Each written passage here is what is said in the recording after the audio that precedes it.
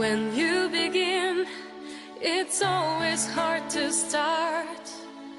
It's common that you have high expectations.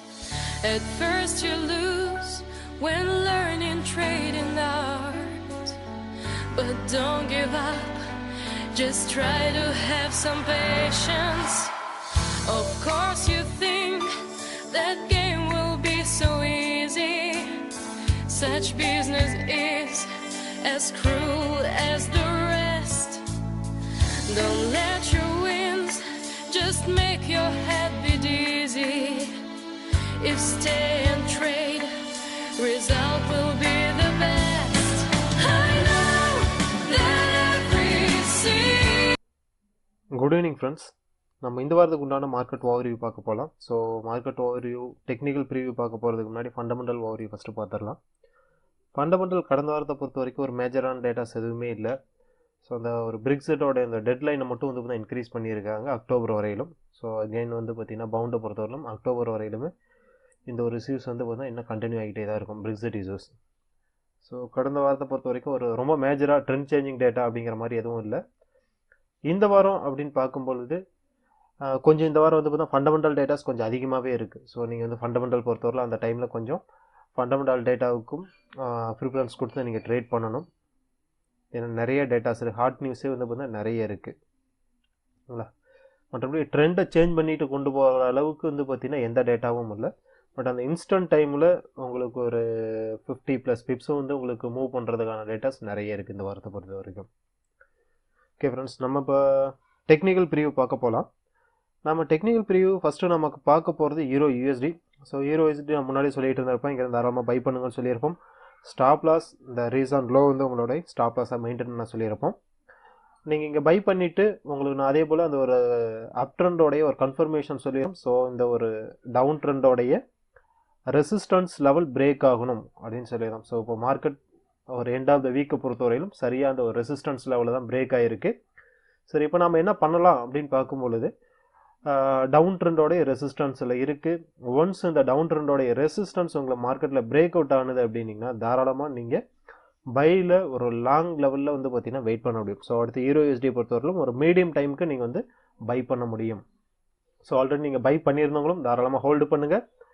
நியூவாக trade பண்ணக்கூடியவங்களும் சரி by பண்ணலாம். ஸோ பை ட்ரெண்ட் இதுக்கு மேலே கன்ஃபார்மாக இதுக்கு மேலே பை ட்ரெண்டு தான் அப்படிங்கிறது எந்த லெவல்லேருந்து உங்களுக்கு ஸ்டார்ட் ஆகும்னா இந்த ரெசிஸ்டன்ஸ் லெவல் உங்களுக்கு பிரேக் அவுட் ஆகிட்டு, ஸோ இப்போ ரெசிஸ்டன்ஸ் லெவலாக ட்ரேட் ஆகிட்டு இருக்கு. அதை பிரேக் அவுட் ஆகும் பொழுது தாராளமாக உங்களுக்கு EURUSD பொறுத்தவரைக்கும் ஒரு மீடியம் டைமில் நீங்கள் வந்து பார்த்தீங்கன்னா பையில் ஹோல்டு பண்ண முடியும். ஏன்னா இதுக்கு முன்னாடி இருக்கக்கூடிய டவுன் ட்ரெண்ட் அப்படிங்கக்கூடிய ஒரு இமேஜ் வந்து பார்த்தீங்கன்னா போயிட்டு நெக்ஸ்ட் அப் ட்ரெண்ட் அப்படிங்கக்கூடிய இமேஜ் வந்து பார்த்தீங்கன்னா EURUSDக்கு வர ஆரம்பிச்சிடும். ஓகே, நெக்ஸ்ட்டு நம்ம பார்க்க போகிறது GBPUSD. ஸோ GBPUSD பொறுத்தவரையிலும் லாஸ்ட் வீக் கொஞ்சம் மேலே போனால் திரும்ப அகெயின் ஒரு எண்ட் ஆஃப் த வீக்கை பொறுத்தவரையிலும் ஒரு ஆல்மோஸ்ட் ஒரு ஃபியூ பிப்ஸ் மேலே வந்து உங்களுக்கு க்ளோஸ் ஆகிருக்கு. இதுவும் அதே மாதிரி தான், நம்ம லோ வரும்போது அந்த அறமாக பை பண்ண சொல்லிட்டு இருப்போம். ஸோ GBPUSD பொறுத்த வரைக்கும் முடிஞ்ச வரைக்கும் செல்லு தான் பண்ணிட வேண்டாம். லோ வரும்போதெல்லாம் தாராளமாக நீங்கள் பை பண்ணலாம். சேம் இதுக்கு நம்ம GBPUSD பொறுத்தவரைக்கும் நம்ம முன்னாடி சொல்லியிருந்தால் அதே லெவல்ஸ் தான். உங்களுக்கு நீங்கள் பை பண்ணும்போது உங்களோட இனிஷியல் ரெசிஸ்டன்ஸ் 1.3177, அதுக்கு அடுத்தது 1.3400 உங்களுடைய நெக்ஸ்ட் டார்கெட்டாக இருக்கும். அடுத்ததாக பார்க்க போகிறது AUDUSD. ஸோ AUDUSD நம்ம ஒரு லாங் டைமாக சொல்லிட்டு பை பண்ண சொல்லியிருக்கோம். ஸோ லாஸ்ட் வீக் பொறுத்தவரை நல்ல ஒரு மூமெண்ட்ஸ் உங்களுக்கு நடந்திருக்கு. ஆல்மோஸ்ட் 100 பிப்ஸுக்கு மேலே உங்களுக்கு வந்து டார்கெட் கொடுத்துருக்கு. நாம் அதே போல் இதுவும் அதே மாதிரி தான். இதுக்கு முன்னாடி வந்து பார்த்தா டோட்டலி டவுன் ட்ரெண்ட் அப்படிங்கிற மாதிரியான ஒரு டோட்டலி டவுன் ட்ரெண்டில் உங்களுக்கு மார்க்கெட் போய்கிட்டு இருந்தது. ஸோ அந்த டவுன் ட்ரெண்டோடைய ரெசிஸ்டன்ஸ் லெவல் லாஸ்ட் வீக் உங்களுக்கு பிரேக் அவுட் ஆயிடுச்சு. அகைன் உங்களுக்கு ஒரு பர்ஃபெக்டான ஒரு சப்போர்ட்டாக மாறி இருக்குது. ஸோ AUDUSD பொறுத்தவரைக்கும் தாராளமாக நீங்கள் பை பண்ணலாம். லோ வரும்போதெல்லாம் தாராளமாக பை பண்ணலாம். ஸோ இதுக்கு மேலே உங்களுக்கு AUDUSD பொறுத்தவரைக்கும் உங்களுக்கு அப் ட்ரெண்டில் தான் மூவ் ஆகும். ஸோ அதனால் எந்த ஒரு பயமும் இல்லாமல் AUDUSD பொறுத்தவரைக்கும் பை பண்ண முடியும். பை பண்ணிங்கன்னா நம்ம முன்னாடி சொல்லியது போல் ஒரு மீடியம் டைமுக்கு உங்களுக்கு ரீசன்ட் லோ இந்த லெவல் தான் உங்களுக்கு ஸ்டாப் லாஸாக இருக்கும். இனிஷியல் டார்கெட்டுங்கிறது ஆல்மோஸ்ட் நம்மளோட டார்கெட் ரீச் ஆயிருச்சு லாஸ்ட் வீக்கே. அதுக்கு அடுத்த டார்கெட் 0.7386, அதுக்கு அடுத்த டார்கெட் 0.7647.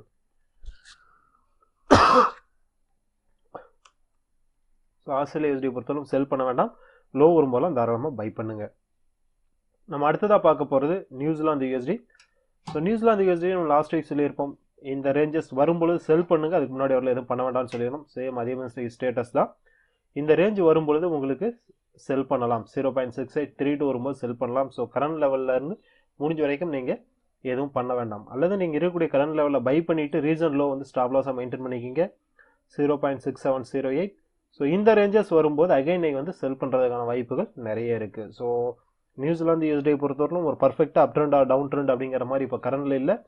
ஸோ நியூட்ரல் ரேஞ்சஸில் தான் போய்கிட்டு இருக்கு. ஸோ ஏதோ ஒரு கிளியர் கன்ஃபர்மேஷன் வரும்பொழுது தான் இந்த லெவல் வரும்போது நீங்கள் செல் பண்ண ட்ரை பண்ண முடியும்.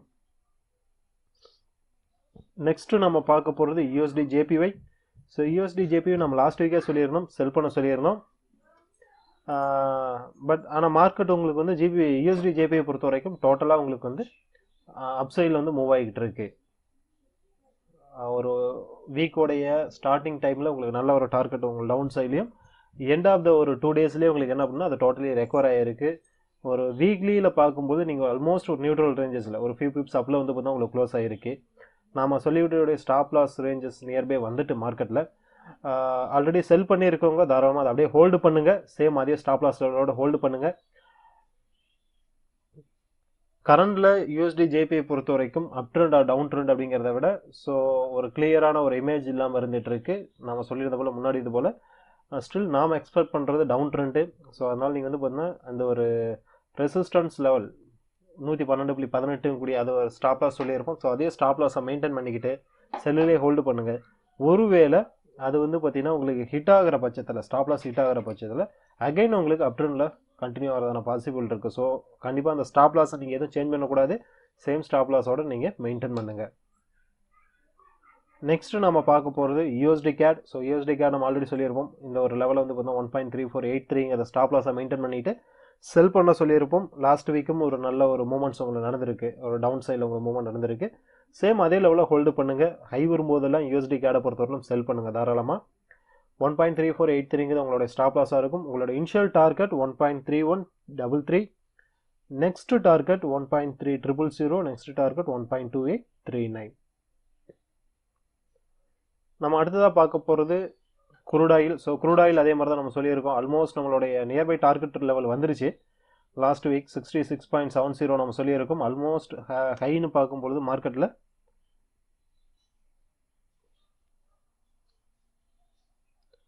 64.90 நியர்பை வந்து பார்த்தா நம்மளோட டார்கெட் ரீச் ஆயிருச்சு.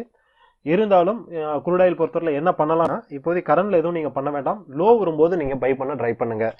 குரூட் ஆயில் பொறுத்தவரைக்கும் லோ வரும்போது பை பண்ண ட்ரை பண்ணுங்கள். ஸோ நெக்ஸ்ட் லோ அப்படின்னா எக்ஸ்பெக்ட் பண்ணக்கூடியது 60.34. இந்த ப்ரைஸ் ரேஞ்ச் வரலும் மார்க்கெட் மேபி டவுன் ஆகிறதுக்கான வாய்ப்புகள் நிறைய இருக்குது. ஸோ குரூட் ஆயில் பொறுத்தவரைக்கும் லோ வந்ததுன்னா பை பண்ணுங்கள். இப்போ கரண்டில் எதுவும் பண்ண வேண்டாம். நெக்ஸ்ட் நம்ம பார்க்க போகிறது கோல்டு நம்ம ஆல்ரெடி சொல்லிட்டு இருக்கோம். ஸோ மார்க்கெட்டோடைய செல்லு தான் சொல்லிட்டு இருக்கோம். நம்மளோட initial target almost already reach ஆயிருச்சு. அடுத்த டார்கெட் 1238 நம்மளோட நெக்ஸ்ட் டார்கெட்டாக இருக்கும்.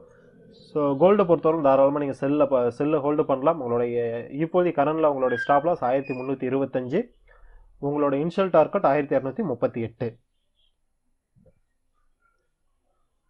நெக்ஸ்ட் பார்க்க போகிறது சில்வரும் அதே மாதிரி நம்ம சொல்லியிருக்கோம் 15.64 கூடிய ப்ரைஸ் ரேஞ்ச் ஸ்டாப் லாஸை மெயின்டைன் பண்ணிட்டு செல் பண்ண சொல்லியிருக்கோம். அல்லது ஆல்ரெடி நீங்கள் மேலே இங்கே ஹைலே வந்து செல் பண்ணவங்க தாராளமாக அப்படி ஹோல்டு பண்ணுங்கள். ஹோல்டு பண்ணிங்கன்னா உங்களுடைய நெக்ஸ்ட் டார்கெட் $14 உங்களோட நெக்ஸ்ட் டார்கெட்டாக இருக்கும். ஸோ கோல்டு சில்வர் பொறுத்த வரைக்கும் நீங்கள் தாராளமாக இப்போ கரண்ட்லேயும் செல் பண்ண முடியும். அதை ஹை வரும்போது செல் பண்ணலாம். அல்லது எக்ஸிஸ்டிங் நீங்கள் செல் பண்ணியிருந்தாலும் அப்படியே ஹோல்டு பண்ண முடியும். குரூட் ஆயில் பொறுத்தவரைக்கும் கரண்டில் எதுவுமே பண்ண வேண்டாம். லோ வரும்போது பை பண்ண ட்ரை பண்ணுங்கள். கமாடிட்டியில் 3 பொறுத்த வரைக்கும் கோல்டு சில்வர் கரண்ட்லேயே செல் பண்ண முடியும். குரூட் ஆயில் பொறுத்தவரைக்கும் லோ வரும்போது நீங்கள் பை பண்ண ட்ரை பண்ணுங்கள். ஓகே ஃப்ரெண்ட்ஸ், இங்கே ஒரு சில பார்ஷியல் பேருக்கான டெக்னிக்கல் ப்ரிவ்யூ என்னுடைய பாயிண்ட் ஆஃப் வியூ உங்களுக்கு அப்டேட் பண்ணியிருக்கோம். ஸோ இல்லை ஏதாவது சந்தேகங்கள் இருந்தாலும் சரி, வேறு ஏதாவது அடிஷ்னல் சப்போர்ட் அண்ட் சர்வீசஸ் உங்களுக்கு தேவைப்பட்டாலும் சரி, நீங்கள் எங்களுக்கு எப்போ வேணாலும் கான்டாக்ட் பண்ணலாம். ஓகே, தேங்க்ஸ் ஃபார் வாட்சிங் திஸ் வீடியோ.